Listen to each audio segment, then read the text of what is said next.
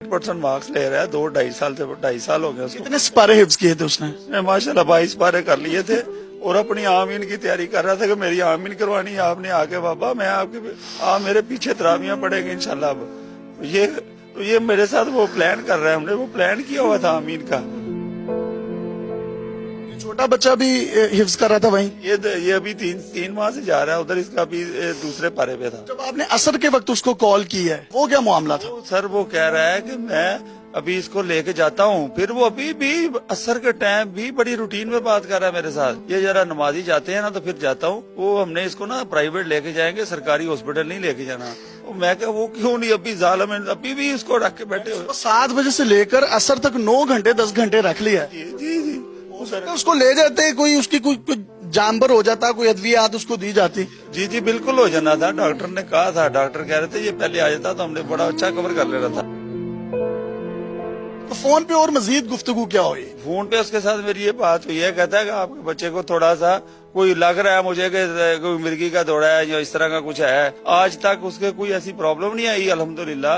वो एक्टिव था, वो बिल्कुल एक्टिव था, कोई मेडिकली उसको हमने कभी ऐसा चेकअप या कहीं लेके भी नहीं गए। तो जिन लोगों ने उसको गुस्ल दिया, आप खुद भी शामिल थे उसमें? मेरे कजन ने उसको देखा, उसने कहा उसके पीछे बॉडी के पीछे उसके नील के निशान, नील पड़े हुए थे, नील पड़े हुए थे, उसको वो तशद्दुद हुआ था उसपे।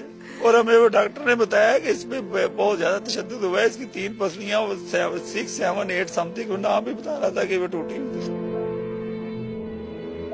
जब ये हमारे पास हमने रिसीव किया इसको, इस टाइम इसका माइंड दिमाग जो है वो खत्म 99% खत्म हो गया हुआ था। उसके अंदर क्लाउड जमा हो गए थे, बिल्कुल जो खून के लोतरे जमा हुए। ये जो भाई है इसका छोटा, ये भी हिफ्ज कर रहा है, तो इसकी धुंधली याद में इसका भाई इसकी आंखों के सामने गया है। बड़ा होगा तो ये कभी अपने बच्चों को या अपने किसी दोस्त को तलकीन करेगा कि मदरसे में जाए? इसने क्या करनी है, अब मैं खुद लोगों को सब कह रहा हूँ कि जालिमों के हाथ में अपने बच्चे ना हो, दो हाथ थोड़ा जोड़ रहा हूँ। मासूम से बच्चे इनके हवाले करते हैं और ये बाद में हमें मार के कत्ल करके हमें पकड़ा देते हैं। ऐसे जालिम इंसान है। आला हुकाम से, कुछ वज़ीर आज़म पाकिस्तान से या चीफ जस्टिस से कोई रिक्वेस्ट करना चाहें तो आप कर सकते हैं। चीफ जस्टिस से, सीएम साहब से आपकी मेहरबानी है, बड़ा इंसाफ पसंद बंदे हैं, हमारे साथ हमारे ऊपर रहम करें और हमें इंसाफ दिलाए और 302 में इस कारी को सजा दिलवाएं। बहन, आप कुछ कहना चाहेंगी इदारों से, आला हुकाम से? आपकी आवाज हम वहां तक पहुंचा रहे हैं तो आप कह सकती हैं।